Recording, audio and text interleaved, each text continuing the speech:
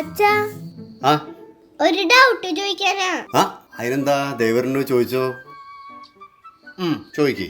ദ്രാവിഡ് ഇന്ത്യയുടെ ഒരു നല്ല ക്രിക്കറ്റ് കളിക്കാരനല്ലേ? ആണോന്നാ? ഞങ്ങളുടെയൊക്കെ ടൈമിൽ ദ്രാവിഡ് എന്നൊക്കെ പറഞ്ഞാണ്ടല്ലോ. അല്ലെങ്കിൽ വേണ്ടടി, നമുക്ക് സച്ചിന്റെ പേര് എഴുതാം, അതാ നല്ലത്. ആ ശരിയാ, അത് മതി. വാ ചേച്ചി. സച്ചിൻ സച്ചിൻ സച്ചിൻ സച്ചിൻ. ഞാനിപ്പോ എന്തിനാ താഴത്തേക്ക് ഇറങ്ങി വന്നേ? അച്ഛാ, ആ മാവേലിനെ കുറിച്ചൊരു പാരഗ്രാഫ് പറഞ്ഞുതരുമോ? അതാണോ കാര്യം? ഈസി അല്ലേ? ഓണം വന്നല്ലോ, ഊഞ്ഞാലിട്ടല്ലോ, കൊടിയുടുക്കണ്ടേ, ഉണ്ണിക്കള്ള് കുട്ടിക്കണ്ടേ.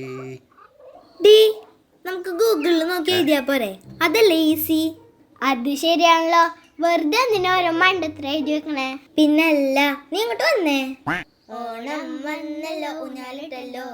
എനിക്കിതെന്തിൻ്റെ കേടായിരുന്നു? പോയി പോയി പിള്ളേർക്കൊരു വിലയില്ലാണ്ടായില്ലേ?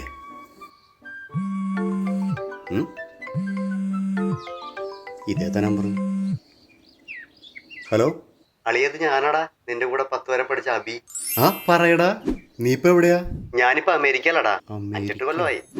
ആണല്ലേ? ആടാ തെണ്ടി, ഞാൻ നിങ്ങളൊക്കെ എപ്പോഴും ഓർക്കാറുണ്ടാ. പക്ഷെ ഞാൻ നിന്നെ ഓർക്കാറില്ലടാ. അതെങ്ങനാ? ആ സമയത്ത് നീയല്ലായിരുന്നോ ക്ലാസ്സിലെ പുലി? അടി പിന്നല്ല. ഹലോ എടാ. ആടാ, ഇവിടെ ഇച്ചിരി റേഞ്ച് കുറവുണ്ട്, ഞാനൊന്ന് മാറി സംസാരിക്കേ.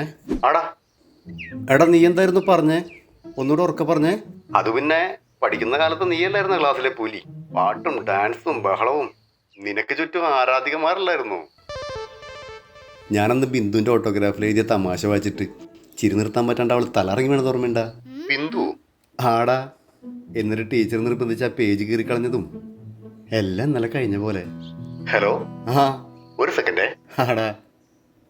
അയ്യോ സോറി കേട്ടോ, ഞാൻ ഡയൽ ചെയ്ത നമ്പർ ഒന്ന് മാറിപ്പോയായിരുന്നേ. Sorry bro.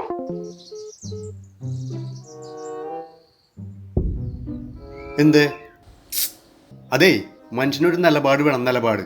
എവിടെയെങ്കിലും ഉറച്ചു നിൽക്കണം, മനസ്സിലായ?